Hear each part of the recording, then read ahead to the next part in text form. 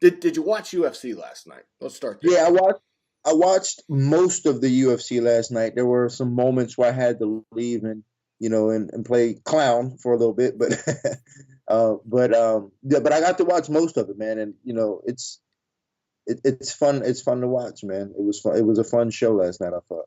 I expected it. My official prediction actually was that Edson Barboza about second, third round was going to win via TKO. Couldn't have been more wrong about that. Wow, Justin Gaethje, what a stud, man.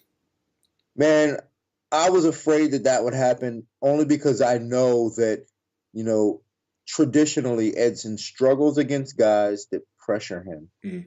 When you look at his history, everybody that beat him, they just walked him down. They walked him down and said, "All right."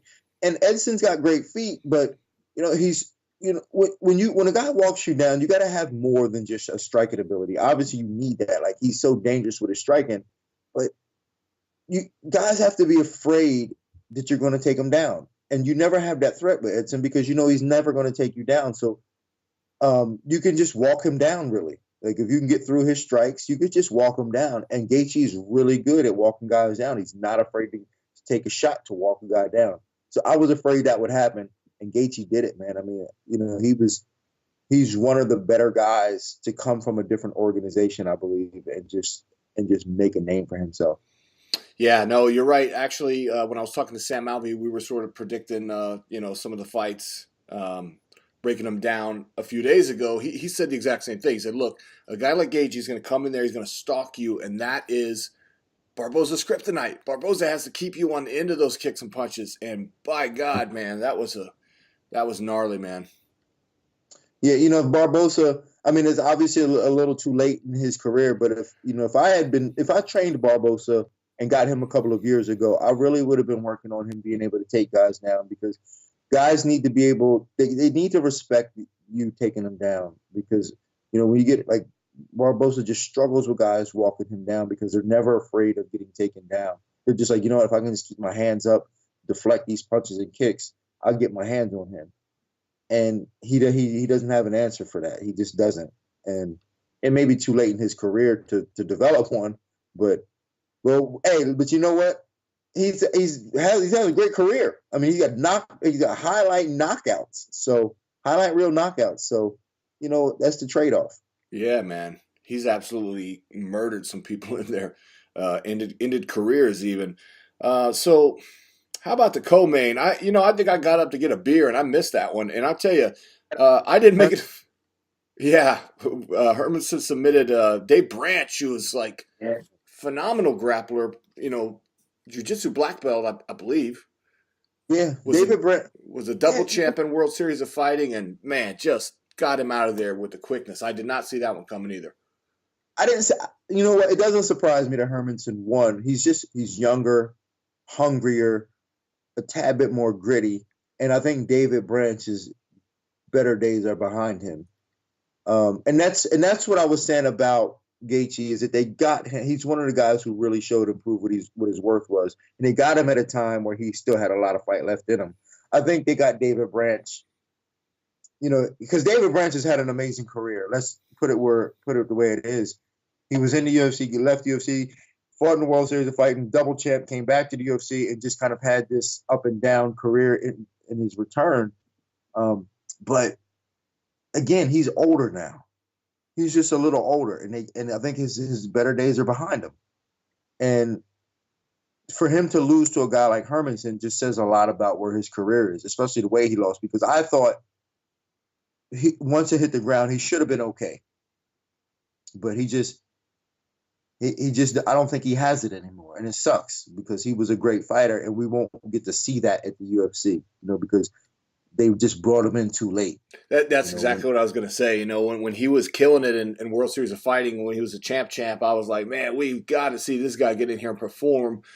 yeah, Um, so see what else? What else? Oh, all right. So across the pond, shit. All no, never mind. Across the pond, on the other side of the globe, ONEFC put on a fight. Eddie Alvarez makes his promotional debut, and Mighty Mouse Johnson. Did you see or do you know the results?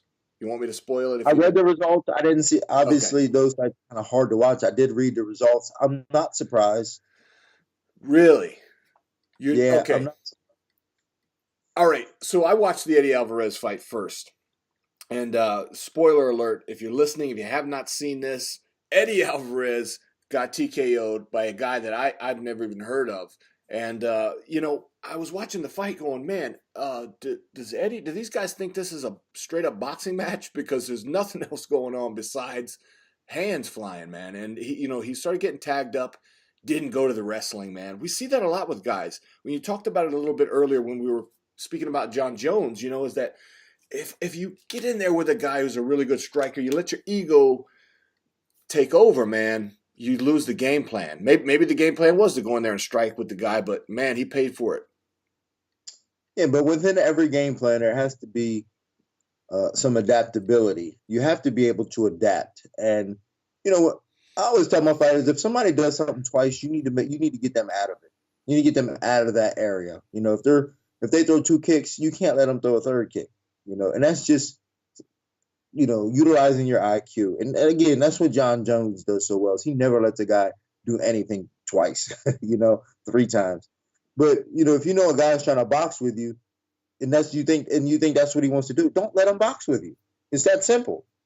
Move, don't let him box with you. And a gentleman told me a couple of weeks ago, your ego is not your amigo. And that's what happens to fighters. Yeah, this happens to fighters. They get in there and they let their ego get the best of them. They go, because maybe their game plan is to box with them, and they start boxing. The other guys box. You know what? You need to change your game plan up right there, especially if you're not winning overwhelmingly with the boxing. You need to change it up right then and there. And you know what? That is exactly why Mighty Mouse Johnson was able to do what he did in there and get the submission win, because it was a similar kind of dynamic. I was watching him. He got tagged up a few times, and I go, wait a minute, Mighty Mouse is a hell of a wrestler. What's going on here? Finally, his opponent, and I'm sorry, I forget the guy's name. I literally just watched it half an hour ago, but he comes in. He starts to try to bull rush, and Mighty Mouse says, all right, you know what? To hell with this, and put this guy away. Takes him down and just pulls off a slick submission. So yeah. They got some great competition over there. He's one of the greats. And I think that's good, too, because, oftentimes we forget that there's other organizations around the world with great, great fighters. And that's why I'm saying I'm not surprised that Eddie lost. I think Eddie's a great fighter. I've known Eddie, a very long time. But, man, there's these guys, like the guy fought Timothy. I can't pronounce his last name, but I think he's a Russian fighter. And those guys are all tough.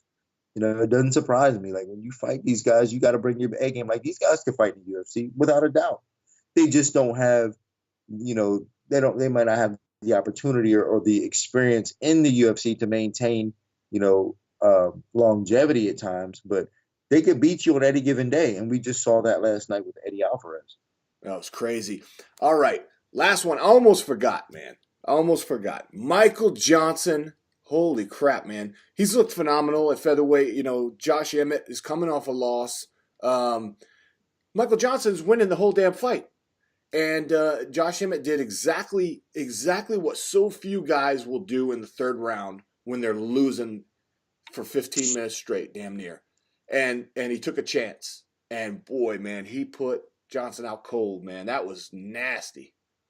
Yeah, I watched that fight, and we're all watching in the back and we go, oh my God, like we didn't see that coming. You just couldn't see that coming. But I tend to blame that on, Michael Johnson is a dog, man, in terms of the way he trains, the way his mentality is fighting. He's an absolute dog, and that's a good thing. But it also tends to leave you a bit irresponsible defensively. And that's just kind of what happened. He let one get through. And sometimes when you're a dog, you're just like, I'm here to fight. And with that mentality, you can let shots slip through, and that one slipped through. And especially when you're dealing with a guy like Josh Emmett, like stylistically, you got one guy, Michael Johnson's taller, Josh Emmett's a little shorter, so he can just kind of duck his head and just wing them shots. And that it didn't work out for Michael Johnson when he did that. Like, he just kind of ducked his head and threw that right hand and just snuck right in between the guard. of Michael Johnson, and you have to be careful with that. So I don't think Johnson did a good enough job of using his length, and he didn't do a good enough job of just staying responsible defensively. And that has a lot to do with just his mentality in fighting.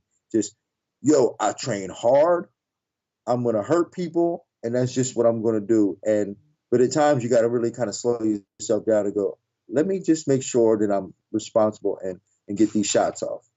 Yeah, I mean, because he did all those things, every single thing you just mentioned, like throughout the entire fight up until the end, and maybe in a way, he kind of, took his foot off the gas pedal, so to speak, and like, left himself vulnerable. I kind of, as a viewer, I almost like mentally checked out a little bit. And here's what happened: I got on my phone, I look at Twitter, and apparently, some asshole's broadcast was ahead of mine because it said, "Holy shit, Josh Emmett with the KO," and I'm like, "What?" So I started watching the fight again. I'm like, well, damn, now I already know what's going to happen. But even knowing that it was coming, I still was like, holy shit, this is crazy. But the same thing happened last week. Anthony Pettis and Wonderboy Thompson. I was literally talking to my wife. There was 5 seconds left, and I was mid sentence. I was saying to my wife, I was like, damn, in the second round, what's going to happen is, holy shit. I was trying to tell her. Yeah. I was gonna say that. second round Wonder Boy is gonna dismantle him. Honestly, I trained a lot with Duke, and Duke is a scientist. He's a genius. But I didn't see it coming. I really didn't. Like, Duke and them had the game plan. They saw it. And I know Duke knew how to beat that style, but sometimes it's more than style. Sometimes we're talking about athlete versus athlete. And that's what I thought. I really did think that Wonder Boy might have been just too quick for Anthony, and in the first round he showed that he was maybe a step ahead of Anthony. But Anthony he was determined, man. Like he trained hard for that fight. And I know that I can attest to that. I've watched him. He trained hard for that fight. And he didn't show up to lose, man. He knew he needed to win that fight. And he had the style to do it. I just didn't know if he was capable just because I know how quick Wonder Boy is. But man, Wonder Boy, he made a mental error and just stood in front of him for just a second, and Anthony capitalized. Yeah, a lot of people over the years have written off, Anthony, or said that he fell off and he's done, myself included. But if you look at his resume, it's like, dude, he wasn't getting beat. I mean, he was barely losing fights to like Gilbert Melendez, Eddie Alvarez. I mean, we're talking. I think those were split decisions, as a matter of fact, and a lot of that had to do with just them taking him down and holding him. And then you look at everybody else that's beaten Pettis. It's like you're talking about the world class. Like there's no schlubs in there whatsoever. Max Holloway. I mean, come on, man. Yeah, I mean, I think Anthony's in a good place right now. And the one thing that I think could hurt him is for him to say, I'm gonna try to make a run for a title. I think Anthony's in a good place saying, man, listen, I'm fighting at 170 because I don't want to cut no weight. You know what I'm saying? A little bit maybe. I ain't trying to cut no weight. I just want to train hard, have fun, and make as much money as I can. And when he's like that in his career, he's going to be a dangerous fighter. But sometimes when you're like, oh, I need to try to get down to 155 and make a title run, it's just too much stress and too much pressure. And sometimes these guys don't perform as well. But I think the fact that he is fighting at 170, you don't have to cut as much weight. He can have more fun in training. He can learn more and just be a better fighter without worrying about cutting weight or the stress of trying to win a title. I think he's going to be a better fighter. Be honest, as a guy who's coached Tyron Woodley through 2 hard-fought 5-round wars with Wonder Boy, is it a little bit satisfying to see him get pummeled like that? I bet. No, man. What was Tyron's reaction? No, Tyron, it's fun. Tyron bet on Anthony. Wow. He knew Anthony was going to win. Because he said he was like training with Anthony, like helping him warm up, and was like, "Yo, I'm putting money on this kid," and he won a bunch of money on Anthony. I like Wonder Boy as a fighter. I mean, again, he's another guy that I think young aspiring fighters should look up to because he's a professional, man. He does what he needs to do in order to fight, and he's a professional, and he's a good dude. I mean, you never really like. I think one time somebody tried to coerce him into talking trash, and he's like, "Golly gee, So Right, right. yeah, and he's just a good dude, man. Like, Yeah, yeah, he is. He really is. yeah. So and like my nephew he trains with him. He's a fighter out of South Carolina. He says he still picks up little kids in a van from after school. So, how can you hate a guy like that? Yeah, I know it, man. Yeah, he's one of the coolest. Like, just yeah, he's one of the best dudes in the sport. All right, Coach. I think this was our best episode yet. I appreciate your time, man. We broke down a lot. You got a lot going on. The world of fighting has a lot going on. I'm looking forward to International Fight Week. I know it's way off in July sometime, but damn, I want to just hurry up and get here, man. Yeah, I think that's going to be an exciting time. I'm hoping to get Jillian Robertson a fight during that week. I don't know what shows are going to have that week, but I'm hoping that I can get her a fight that week. If not the big card, that would be an amazing experience for her. But I'm talking to Mick Maynard and them now, like, hey man, let's get my girl on there. So. Oh yeah, good man. Yeah, I would like to see that as well, man. Not bad, not bad. Let's see here. What else, man? Anything you want to plug before we get out of here? I don't know. I always got to plug my online academy, trainbjjonline.com. So please, if if you're a jiu-jitsu guy and you need a little help, it's always good to have different resources to go to. So check out my online academy, trainbjjonline.com.